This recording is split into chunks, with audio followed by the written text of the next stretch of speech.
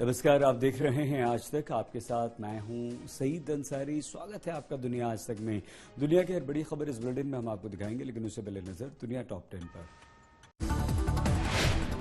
Lockdown को लेकर party करने के दौरान ब्रिटेन के प्रधानमंत्री एक बार फिर से घिरे। डिप्टी पीएम ने उनका बचाव किया। कहा, जॉनसन ने लॉकडाउन पार्टी को लेकर संसद में झूठ नहीं बोला, वो सिर्फ एक कार्यक्रम था। इसके लिए पीएम जॉनसन ने माफी भी मांग ली है। ब्रिटेन में विपक्ष बोरिस जॉनसन की लॉकडाउन पार्टी को लेकर लगातार उन पर हमला कर रहा है। यूरोपीय संसद की नई अध्यक्ष चुनी गई। माल्टा की सांसद रॉबर्टा मैटसोला अध्यक्ष पद के लिए 616 में से 458 वोट पाकर भारी जीत उन्होंने दर्ज की। यूरोपीय संसद के अध्यक्ष डेविड सेसोली के पिछले हफ्ते निधन के बाद खाली हुआ था यह पद।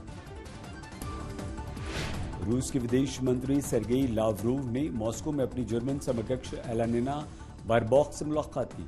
यूक्रेन की यात्रा के बाद रूसी राजधानी मॉस्को पहुंचे बारबॉक यूक्रेन संकट को हल करने की दृष्टि से इसे काफी महत्वपूर्ण मुलाकात मानी जा रही है। यमन की राजधानी सना में हुती विद्रोहियों के ठिकानों पर हवाई हमले। कुछ स्थानीय नागरिकों समेत 12 लोगों की मौत। यमन के हुती विद्रोहियों को निशाना बनाकर सऊदी की गठबंधन सेना ने हमला किया। सोमवार को आबू धाबी में हुती विद्रोहियों के हमले में 3 लोग मारे गए थे।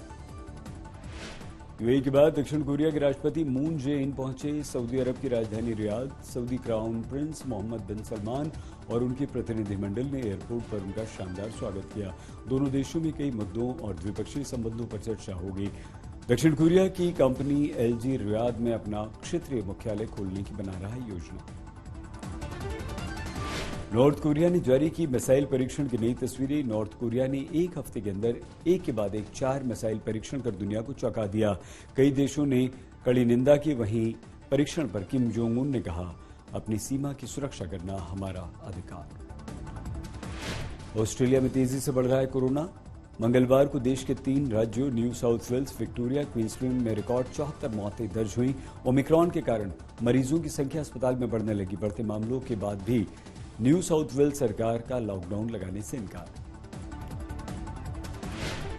चीन में कहर ढा रहा है ओमिक्रॉन। अब बच्चे भी ओमिक्रॉन की चपेट में। तिनजियांग शहर में सख्त लॉकडाउन लगाया गया। सामूहिक रूप से मिलने पर रोक लगी। टोंगा में ज्वालामुखी विस्फोट में 3 लोगों की मौत। जारी हुई सैटेलाइट तस्वीरें, खौफनाक दृश्य दिखा। आसमान में धुएं का गुबार छा गया। सुनामी की लहरें देखी गई। ब्रिटेन के दिग्गज खिलाड़ी एंडी मरे ने ऑस्ट्रेलियन ओपन में जीत से शुरुआत की। मरे ने जॉर्जिया के निकोलस को हराकर पहला मैच अपने नाम किया। डेनियल मेदवेदेव ने ऑस्ट्रेलिया ओपन में दूसरे दौर में निक किर्गियास को मुकाबले के लिए अपना तय किया। रूस यूक्रेन के बीच बढ़ा विवाद थमता नहीं दिख रहा। अब रूस ने यूक्रेन की सीमा के बिल्कुल पास एक ऐसे सैन्य अभ्यास को अंजाम दिया जिसमें किसी देश या जगह पर कब्जा करने की झलक दिखाई दे रही है।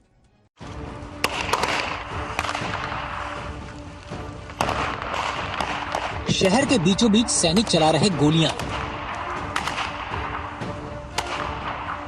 तो कहीं सैनिक कर रहे हर बाधाओं को पार करने का प्रयास।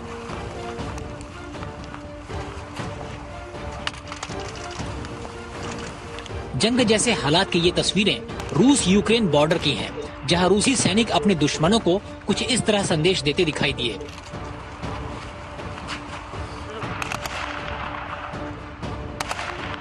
तस्वीरें रूस के रोस्तोव इलाके की हैं, जहां रूसी सेना इन दिनों बड़े पैमाने पर युद्धाभ्यास करती दिख रही है। दरअसल हाल के दिनों में रूस यूक्रेन के रिश्तों में काफी खटास आई है। माना जा रहा है कि इसी खटास की वजह से रूस ने यूक्रेन से लगती अपनी सीमा के पास 1 लाख से अधिक सैनिकों का जमावड़ा किया है।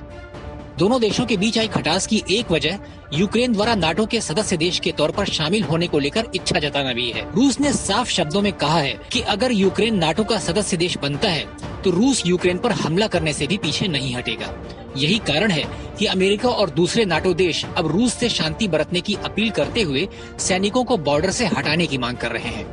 बता दें, रूस यूक्रेन पिछले कुछ महीनों से अक्सर एक दूसरे के सामने अपनी शक्ति का प्रदर्शन करते हुए नजर आते हैं।